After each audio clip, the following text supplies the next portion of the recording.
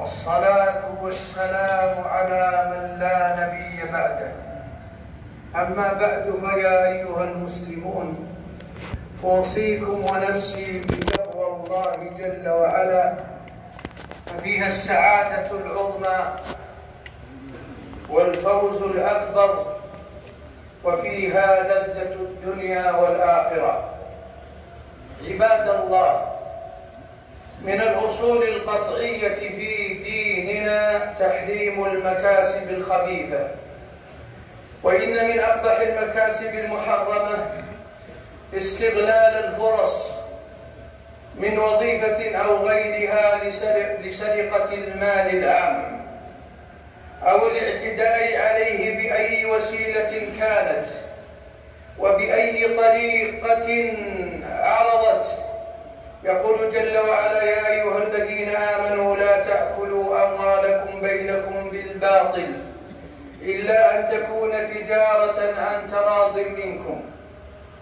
فمال الدولة الأصل فيه الحرمة، لأنه ملك للأمة جميعا، ومصرفه للنفع العام والمصالح المشتركة. فمن تولى وظيفة أيا كانت فهو مسؤول أمام الله جل وعلا عن كل ما خول فيه. لا يجوز له أن يتصرف في صغير ولا كبير ولا جليل ولا حقير إلا وفق شرع الله جل وعلا وما اقتضته الأنظمة التي نظمت لتحقيق المصالح العامة للأمة والمنافع المتنوعة للكافة. فالتفريط في أي مال يتبع الجهة التي تولاها أي مسؤول، التفريط في ذلك جريمة في نظر الشرع المطهر، ويلحق بذلك المحاباة لأحد من أجل قرابة أو صداقة أو منفعة شخصية، فذلكم في حكم السرقة من المال العام ومن الفساد في البلاد.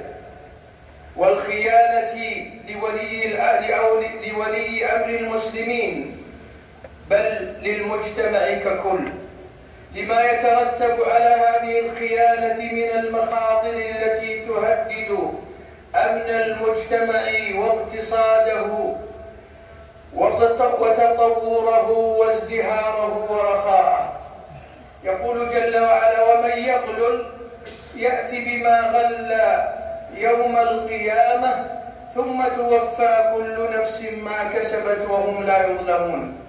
يقال غل الرجل فهو يغل إذا خان، فالإغلال هو الخيانة للأمانة في المسؤولية بشتى صورها، وتطلق خاصة على السرقة من المال العام بجميع الأشكال. قال سبحانه: ولا تفسدوا في الأرض بعد إصلاحها. ولا صلاح للمجتمع في أمور معاشه إلا حين يقوم الجميع بالأمانة خير قيام، ويتعاون الكل على حفظ المال العام بكل وسيلة متاحة.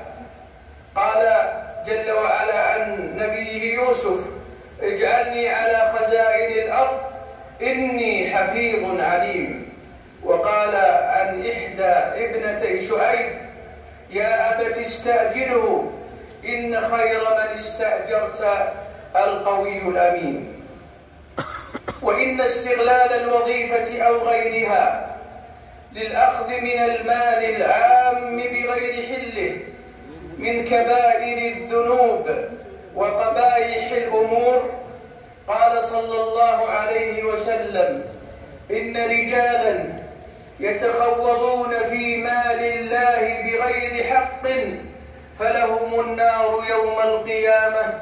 رواه البخاري. قال ابن حجر رحمه الله: أن يتصرفون في مال المسلمين بالباطل. وقد نصت كلمة فقهاء المسلمين على جعل المال العام بمنزلة مال اليتيم في وجوب المحافظة عليه وشدة تحريم الأخذ منه والحرص الشديد على صرفه في مصارفه الحقيقية التي تقتضيها المصالح، وعلى عدم التهاون في صرفه بأي وجه من وجوه التفريط. إخوة الإسلام، ومن الظواهر التي تقع من بعض أن يحابي موظفا على آخر في التقديم للمراتب الوظيفية باستغلال ما سن له من نظام صادر من ولي الأمر لتحقيق المصالح العامة، فيتخذه هذا المسؤول غنيمة يظنها كماله الخاص، فيقدم غير المستحق على المستحق. ومن ذلك التهاون في ترسية المناقصات لمحاباة أو منفعة شخصية، أو بالمبالغة في الأسعار التي ترسو بها المشاريع التي لو كانت لحق نفسه لما رضي بهذا السعر. ومن ذلك التساهل في حفظ المال العام كالحدائق والمستشفيات والمتنزهات والطرق ونحوها. ومن ذلك استخدام الممتلكات العامة في الاستخدامات الشخصية بدون إذن نظامي من ولي الأمر، كالتساهل فيما تصرفه الدولة من أدوية ونحوها. ومن ذلك التربح بالوظيفة وإضاءة وقت العمل أو تأخير ما أنيط به الموظف من مسؤوليات بغير وجه حق، فهذه وغيرها من أنواع الفساد والخيانة لولي أمر المسلمين ولمجتمع المسلمين كافة، لما في ذلك من الفساد العريض والشر المستطير الذي يعود بالضرر البالغ مما يقف في عملية التنمية والازدهار للبلاد والعباد. قال صلى الله عليه وسلم: ورب متخوض فيما شاءت به نفسه من مال الله ورسوله ليس له يوم القيامة إلا النار. حديث صح، رواه ابن حبان في صحيحه، ورواه الترمذي وقال حسن صحيح. عباد الله، إن الواجب على من سولت له نفسه فأخذ مالا من المال العام بأي طريقة من الطرائق أن يرجع إلى ربه، وأن يتوب إلى خالقه قبل الممات، وأن يتخلص من هذا المال الحرام بإعادته إلى خزينة الدولة. قال صلى الله عليه وسلم: على اليد ما أخذت حتى تؤديه. رواه أحمد وأبو داود والترمذي وقال حديث حسن صحيح. وأجمعت كلمة فقهاء المسلمين على أن من أتلف شيئا من المال العام أو أفسد شيئا منه أنه يضمنه، ومن أخذ منه شيئا بغير حقه أنه يرده إلى خزينة الدولة التي هي بيت مال المسلمين. ومن التوجيهات النبوية التي يجب أن تخط في قلوبنا: كل لحم نبت من سحت فالنار أولى به. فيا أيها المسلم، لا تقدم دنيا فانية على آخرة باقية، ولا تدخل على نفسك وعلى أسرتك إلا حلالا طيبا ومالا زاكيا. في غزوة خيبر في قصة غلام أصابه سهم عارض فقتله، فقال المسلمون: هنيئا له الجنة. فقال رسول الله صلى الله عليه وسلم: كلا، والذي نفسي بيده إن الشملة التي أخذها يوم خيبر لم تصبها المقاسم لتشتعل عليه نارا. متفق عليه.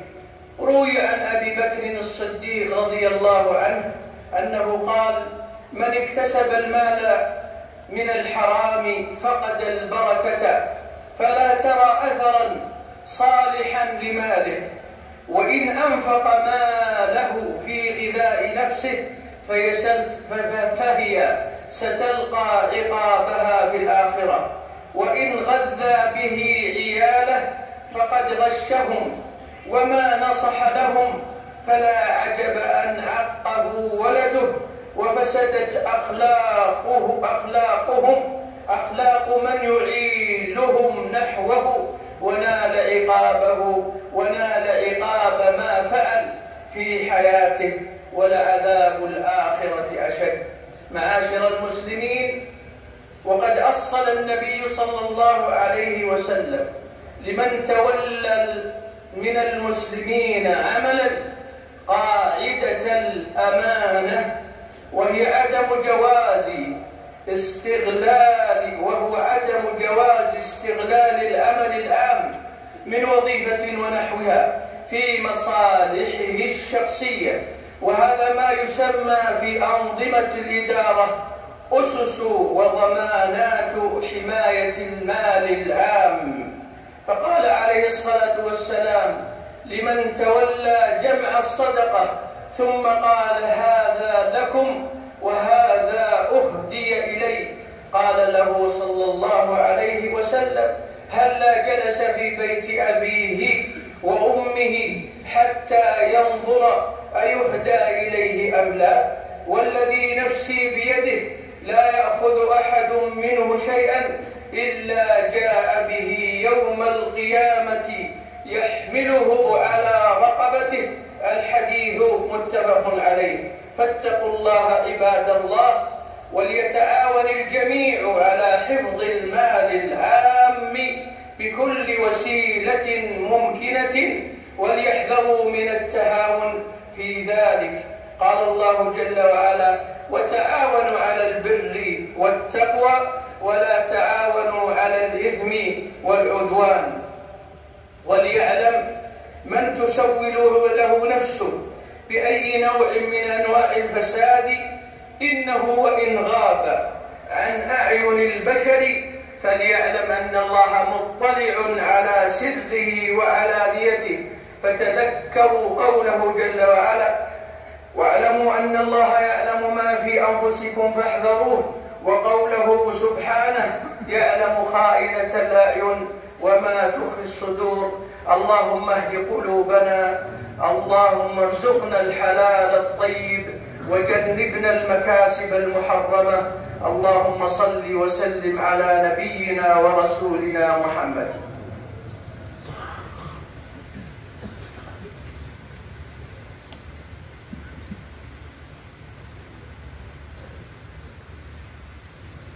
أحمدك اللهم يا ربي وأشكرك، وأشهد أن لا إله إلا الله وحده لا شريك له، وأشهد أن نبينا محمدا عبده ورسوله. اللهم صل وسلم وبارك عليه وعلى آله وأصحابه. أما بعد، فيا أيها المسلمون، صح عن رسول الله صلى الله عليه وسلم قوله: لا تزول قدم عبد يوم القيامة حتى يسأل عن عمره فيما أفناه، وعن علمه فيما عمل فيه، وعن ماله من أين اكتسبه وفيما أنفقه، وعن جسمه فيما أبلاه، وفي لفظ: وعن شبابه فيما أبلاه. فطيبوا كسبكم واحرصوا على تجنب المكاسب الخبيثة، تفوزوا بكل خير وتفلحوا وتسعدوا في الدنيا وفي الآخرة. قال ابن تيمية رحمه الله: الطعام يخالط البدن ويمازجه وينبت منه فيصير مادة وعنصرا له، فإذا كان خبيثا صار البدن خبيثا فيستوجب النار. ولهذا قال النبي صلى الله عليه وسلم: كل جسم نبت من سحت فالنار أولى به، والجنة طيبة لا يدخلها إلا طيب. انتهى كلامه. وفي معنى الأكل كل ما ينتفع به الإنسان لنفع نفسه ولذتها في هذه الحياة، ولو لم يكن أكلا أو شربا. اللهم إنا نسألك يا ذا الجلال والإكرام أن تغفر لنا ذنوبنا. اللهم اغفر لنا سرنا وعلانيتنا. اللهم اغفر لنا ذنوبنا كلها، دقها وجلها، أولها وآخرها. اللهم آتنا في الدنيا حسنة وفي الآخرة حسنة وقنا عذاب النار. اللهم اغننا بحلالك عن حرامك وبفضلك عمن سواك.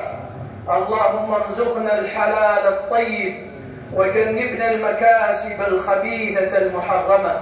اللهم إنا نعوذ بك من شرور أنفسنا ومن سيئات أعمالنا. اللهم إنا نعوذ بك من شرور أنفسنا ومن سيئات أعمالنا، ونعوذ بك من الهوى الذي يضلنا يا ذا الجلال والإكرام. اللهم وفق خادم الحرمين لما تحبه وترضاه.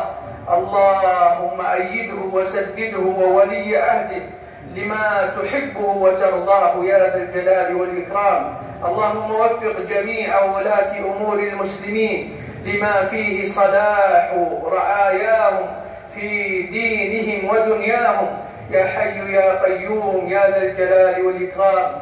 اللهم اشف مرضانا ومرضى المسلمين، وارحم موتانا وموتى المؤمنين. اللهم إنا نسألك الخير كله ما علمنا منه وما لم نعلم، ونعوذ بك من الشر كله ما علمنا منه وما لم نعلم.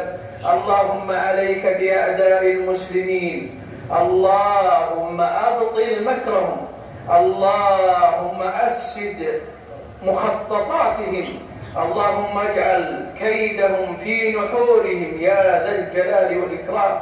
اللهم احفظ المسلمين في كل مكان، اللهم احفظ المسلمين في كل مكان، اللهم احفظ المسلمين في كل مكان. اللهم يا غني يا حميد، اللهم يا غني يا حميد يا قادر على كل شيء، اللهم اسقنا، اللهم اسقنا، اللهم اسقنا، اللهم اسق ديارنا، اللهم اسق ديارنا، اللهم اسق ديارنا، اللهم أغثنا غيثا نافعا، اللهم أغثنا غيثا نافعا يا ذا الجلال والإكرام.